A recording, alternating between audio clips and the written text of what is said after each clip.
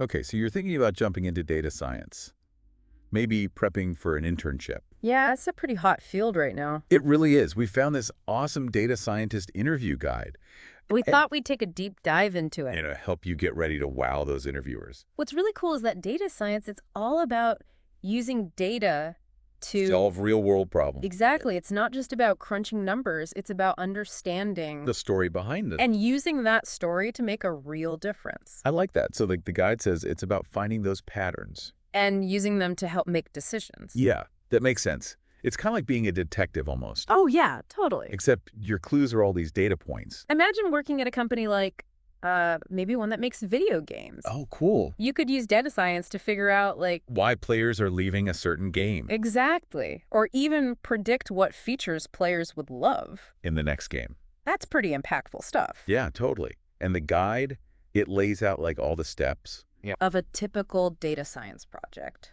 It all starts with gathering that data. But that's just the beginning. Right. It's like baking a cake. Ooh, I like that. You need the right ingredients, Yeah. but you got to combine them in the right way too. And just like you wouldn't use, spoiled ingredients, Right. you can't just throw any data into a model. Makes sense? This guide, it really stresses how important data cleaning is. Oh, yeah, I bet. I actually worked on a project once where the data, Oh, it had all these duplicate entries. oh, no. It totally messed up our analysis until we figured it out. That's a good reminder of why data cleaning is so important. Yeah, it can really make or break your project. So once you've cleaned and prepped the data, What's next? what's next? That's when you get to the fun part. Okay. Exploratory data analysis. Baby A. Yeah, it's where you really dive into the data, Visualize it. start to see those hidden patterns. So it's like you're going on a first date with the data. Uh-huh. See if there's a spark. I like that. And after you've gotten to know the data, Yeah. Then what? then you move on to feature engineering. Okay. This is where you get to be creative. Ooh, fun. Turn that raw data into something your model can actually understand. Like turning those raw ingredients into a delicious meal. Exactly. You got it. Okay. So you've got your data prepped and ready. Then comes the really important part. Yeah. Model selection training and validation. So it's not just picking any old model, Nope. It's about finding the right tool for the job training it. and then making sure it actually works. This is where things like overfitting can happen. Really, yeah, definitely. It's like you said, studying for a test. And only memorizing last year's exam questions. Yeah, you might ace that specific test. But you haven't really learned the material. So you need a model that can actually solve problems, not just repeat what it's already seen. Right. And techniques like cross-validation can help with that. Cross-validation. It's like giving your model a practice test Okay, before the real deal. I got it. So the guide mentions some key programming languages. Python and R. What's the deal with those? Python is definitely the big one right now. Yeah, I've heard that. It's got these incredible libraries like pandas and scikit-learn. So if you're just starting out, Python's the way to go, I'd say so, yeah. But R is still used quite a bit too. especially for statistical analysis, I bet. Yeah, but if you can master Python, It'll open a lot of doors. for sure. All right, let's talk about some of those tricky interview questions. Yeah, let's do it. First up, missing data. Ugh. Everyone hates missing data. I know, right? It's like trying to solve a puzzle. With missing pieces. Exactly. So how do you deal with those gaps? Well, one option is to just remove any rows with missing data, Oh, okay. but that can be risky. Yeah, you might lose important info. Exactly. Another option is imputation. Imputation. It's basically filling in those missing values. Oh, okay. Sometimes you can just use the average value. You got to be careful about introducing bias. Bias. What do you mean? Let's say you're looking at data about salaries, Okay. and there are some missing values for women. Oh. If you just fill those in with the average salary for everyone, you might be underestimating women's salaries, If there's a gender pay gap, right? that's a great point. Yeah, you have to think about the consequences. Of how you fill those gaps. Sometimes you need to get a little more creative. Oh, okay. Use machine learning models to predict those missing values, Wow. especially if the missing data isn't random. Okay, that's getting a bit complex. Yeah, Let's talk about overfitting again. sure. How would you explain that to someone? Who's never heard of it? Yeah. Imagine you're teaching a dog a new trick, Very cute. and you only show them the same example over and over. They might learn that trick perfectly, Okay, but they won't be able to generalize it. to new situations. Right. So they've basically just memorized the example. And that's what happens with overfitting. Yeah. The model gets so good at fitting the training data. That it can't handle new data. Exactly. It hasn't seen it before. Got it. Now, what about supervised and unsupervised learning? Ooh, good one. Those always sound a bit intimidating. They don't have to be. Think of supervised learning like having a teacher. Oh, okay. You've got labeled data, which means, the input and the output. Okay. And the model learns from those examples. To make predictions about new data. Exactly, like using flashcards. With the question on one side and the answer on the other. Perfect analogy. A real-world example would be like, predicting if a customer will click on an ad. oh, yeah, that's a good one. You've got data on past customers. Whether they clicked or not. And you use that to build a model. That can predict future clicks. That's super useful. It is. Now, unsupervised learning. No teacher there. Right. Right. It's more like exploring a new city. Oh, okay. Without a map, you have data, but it's not labeled. And the goal is to find Hidden patterns and relationships. like piecing together clues without knowing the final picture. Exactly. A good example would be grouping customers based on their buying habits. Oh, interesting. You don't necessarily know what those groups will be. But the algorithm can find those clusters. Of customers who behave similarly. That's so cool. It's like the algorithm is uncovering these hidden connections. That we might not even see ourselves. Exactly. That's one of the coolest things about it. It really is. Okay, let's move on to precision and recall. What are those all about? Those are really important, especially for tasks like classification. Okay. Imagine you're building a spam filter. Okay. Everyone hates spam. Right. Precision is all about minimizing those false alarms. So like not flagging important emails as spam. Exactly. High precision means you have very few false positives. So it's all about accuracy. Pretty much. Now, recall is about making sure... You catch all the actual scam. Right, so you don't miss any of the bad stuff. You want to be thorough. Yeah. High recall means very few false negatives. So there's often a trade-off between the two. Often, yeah. If you make the filter super strict, You might catch all the obvious spam, high precision, but you might miss some of the sneaky spam. lower recall. Right. That makes sense. Okay. You have to find the right balance. Exactly. Okay, what about this curse of dimensionality? Ooh, that sounds scary. Uh-huh. It can be. Think of it like, Trying to find a needle in a haystack. but the haystack keeps growing. Oh, no. As you add more features to your data set, Okay. the space you need to search gets bigger and more complex. So it gets harder to find those patterns. Exactly. More data isn't always better. That's kind of counterintuitive. It can be. This curse of dimensionality can lead to overfitting. And make your model less effective. Right. That's why things like feature selection. And dimensionality reduction are important. It's about choosing the right clues to focus on. Instead of getting bogged down in all the detail. Exactly. Okay, let's talk about evaluating model performance. Yeah. How do you know if your model is actually doing a good job? That's a great question. You need to know how well it's performing. The guide mentions a bunch of different metrics. Depending on the problem you're solving, I bet. Exactly. Things like accuracy, precision, recall.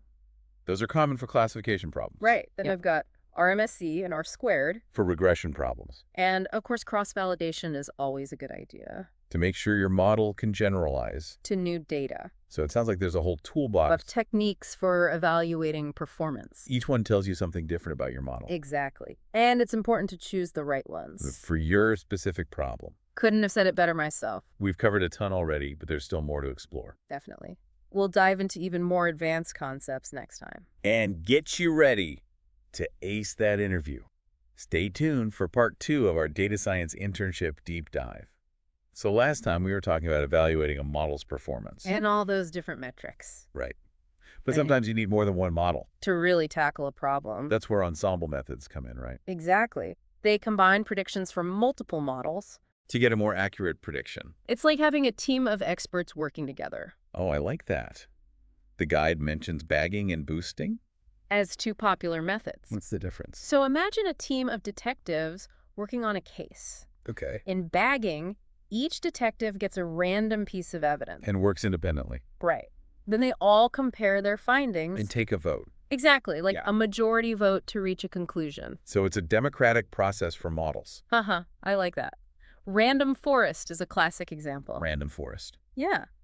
It creates a bunch of decision trees, Okay. each trained on a different subset of data. And then combines their predictions. Right. What about boosting? Boosting. Is it more like a hierarchy Yeah, you could say that. where the models learn from each other? Exactly. The models are trained sequentially, Oh, okay. and each one focuses on correcting the error. With the previous models. It's like a team of detectives where each one specializes in a different type of clue. And they build on each other's expertise. Exactly. Algorithms like AdaBoost and XGBoost. Those are examples of boosting. Yeah, and they're super popular because they often outperform single models. Okay, so ensemble methods are pretty powerful. Very powerful.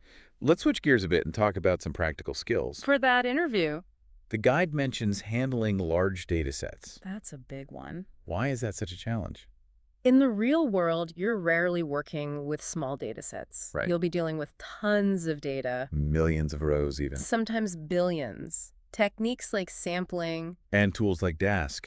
can be lifesavers. So sampling is basically Taking a smaller chunk of the data. to work with it more easily Right. It Yeah. lets you get a feel for the data. without processing everything. Exactly. And Dask, it's Yeah. a library that helps you break down big computations Into smaller chunks, that can be processed in parallel. even if the data is too big for your computer's memory. Exactly. It's a must-have skill. Okay, what about A/B testing, Oh, that's a big one. especially for marketing and product development, It's all about comparing different versions of something like a website design? to see which one performs better. So it's a data-driven way to make decisions. Exactly. You split your users into groups Show them different versions, and analyze the results. like a scientific experiment Exactly. You see which version gets more clicks, or conversions. whatever metric you're interested in. That's really cool. No more guessing games. Nope. Now, what about imbalanced data sets? Imbalanced data sets, those sound tricky They can be. Imagine you're trying to build a model, to detect fraudulent transactions. but only a tiny fraction are actually fraudulent. So your model might just predict, That every transaction is fine. because that's the most common outcome. Exactly. You need special techniques for these cases. Like what? Things like oversampling the minority class Okay. or undersampling the majority class. And there are algorithms like SMOTE too. Right. SMOTE stands for Synthetic Minority Oversampling Technique. It's a way to create synthetic data points. To balance things out. Exactly. Now let's talk about feature engineering. Feature engineering. The guide calls it the art of turning raw data into gold. Haha, yeah. It's where you get to be creative. Oh, fine. You transform the raw data into features. That are more meaningful for your model. Right. Like, let's say you have customer data with their birth date. Okay. Instead of using the raw date, you could create a new feature called age. Which might be more relevant for predictions. Exactly. Or if you have their purchase history, You could create features like... average purchase amount or number of purchases You're basically crafting new features. that provide more insights for the model It's like taking those raw ingredients. and making a delicious dish. I like that analogy. So we've covered a lot of technical stuff. We have. What about the non-technical parts of the interview? Like what? Well, the guide talks about project storytelling. Oh, yeah, that's crucial. You need to be able to explain your projects Clearly and concisely. and highlight your process, the challenges, the impact. So it's like telling a story about your data journey. Exactly. The STAR method is a great framework. Star. Situation, task, action, result. Oh, okay. Explain the situation, the task, the actions you took, and the results. So it's not just about technical details. It's about engaging the interviewer. Making them feel like they're part of the story. Exactly. And don't forget to ask questions, too. Oh, right. To show you're curious and engaged. What kind of questions would you ask? Maybe about the types of projects. Or the tools and technologies they use? The company's data culture. Or opportunities for professional development? It's a chance to learn more about the company. And see if it's the right fit. Okay, we've covered so much in this deep dive, All right. but there's still more to explore. Definitely. We'll wrap things up in the next part. With some final tips and insights. Stay tuned for part 3 of our Data Science Internship Deep Dive. We're back for the final part of our Data Science Internship Deep Dive.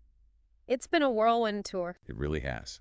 From data cleaning to ensemble methods. A/B testing storytelling. We've covered so much. Yeah. But before we wrap up, Yeah.